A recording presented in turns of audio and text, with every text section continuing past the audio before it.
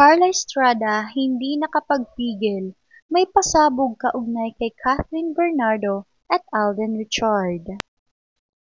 Kung bago ka sa channel na ito, paki-click naman ang subscribe button para ma-update ka sa mga bago naming videos. At kung nagustuhan mo naman ang video na ito, paki-click ng like button.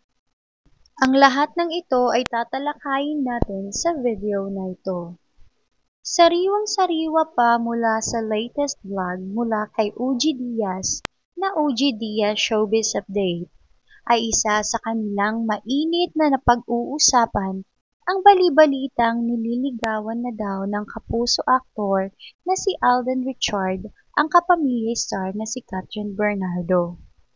Ayon sa source ni OG Diaz, ang dalawang lalaki nga na nalilink sa kapamilya actress na si Kathryn Bernardo na si Alden Richard and Jericho Rosales ay kumalat din ang balita na mas pumapabor ang relatives ni Kathryn sa kapuso aktor na si Alden Richard kumpara sa aktor na si Jericho Rosales. Ayon sa kapamilya ng actress na wala naman silang nakikitang hindi maganda sa aktor na si Jericho sapagkat taglay naman ito ang kabaitan, pagiging mabuti at marunong din naman ito makipagkapwa-tao.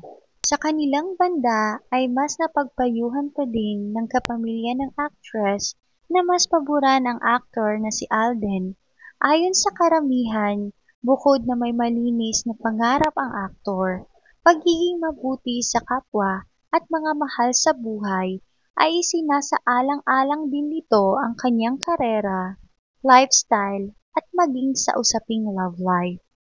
Kung ating babalikan ay kailan lamang naging mainit ang usapang hiwalayan ng love team at matagal na magkarelasyon na sina Kathryn sa ex nito na si Daniel Padilla.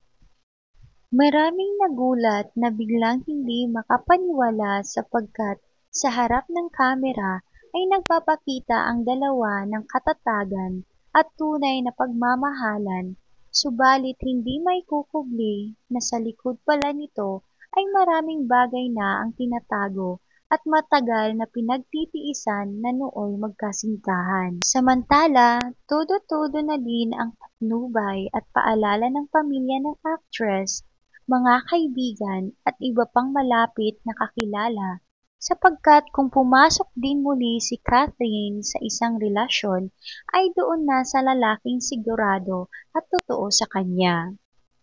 Kinabigla naman ng netizens ang usapin matapos matanong ang aktor na si Alden kung totoo nga ba ang kumakalat na balita kaugnay sa panliligaw nito kay Kathryn. At kung umabot ka pala sa part ng video na ito, paki-comment naman kung taga-saan ka para alam namin kung saan umabot yung video.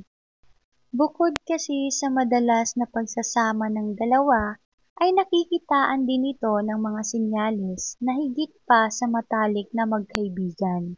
Halos lahat nga ng okasyon sa buhay ni Kathryn ay makikita na magkasamang masaya at enjoy ang dalawa. Ika nga ng aktor na si Alden na what you see is what you get. Sa panig naman ni Jericho, tahimik naman ito matapos kumalat ang mga balita kaugnay sa kanila ng actress, subalit ayon sa iba na mas nauna naman itong nalink sa actress bago pa man si Alden Richard. Kaya naman magmula nang kumalat ang usapin sa pagitan nina Alden, Kathryn at Jericho ay muling naungkat ang issue na dating magkasintahan na si Daniel at Kathryn, na kung saan may nagsilabasang impormasyon na kanilang o isa sa dahilan ng hiwalayang Katniel ay si Alden Richard. Ayon sa mga balita na matagal din pinag-uusapan ng netizens na malaki ang insecurity ni Daniel kay Alden. Ito ay magpasimula ng maging tambal ito sa movie nila na Hello, Love, Goodbye. Ayon pa sa mga source na matagal din naghintay si Alden sa actress hanggang sa nagkahiwalayan na nga ang Katniel.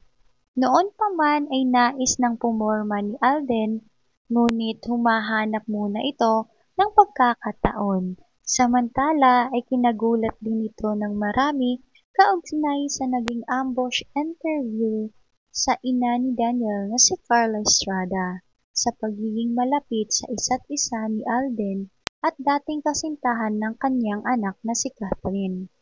Naging komento nito na wala na siyang magagawa pa, gustuhin man niya hindi ito mangyari, desisyon na daw ito ni Catherine, at kung talaga wala na ang dating pagmamahalan ng mga ito, ay tuluyan na ngang ipagpalit ni Catherine ang anak niyang si Daniel sa iba. Ipagpilitan man daw nila ang dalawa ay talaga ang lahat ng ito ay may katapusan, lalo na kung may lamat na ang pag-iibigan ng dalawa. Nabanggit din ni Carla noon na wala sa anak niya ang problema kundi na kay Catherine. Ayaw na nga sana ni Carla na magsalita pa sapagkat ayon dito ayaw na niyang pangunahan ang kanyang anak. Isa pa ay may respeto pa din siya kay Kath. Binahagi naman ni Carla na sa ngayon ay patuloy pa din sa pag-move on ang kanyang anak sa kabila ng pagtanggap at pag-ani ng madaming batikos ng mga netizens. Ito pala ang mga update sa mga issue nila Daniel, Alden, at Jericho Rosales.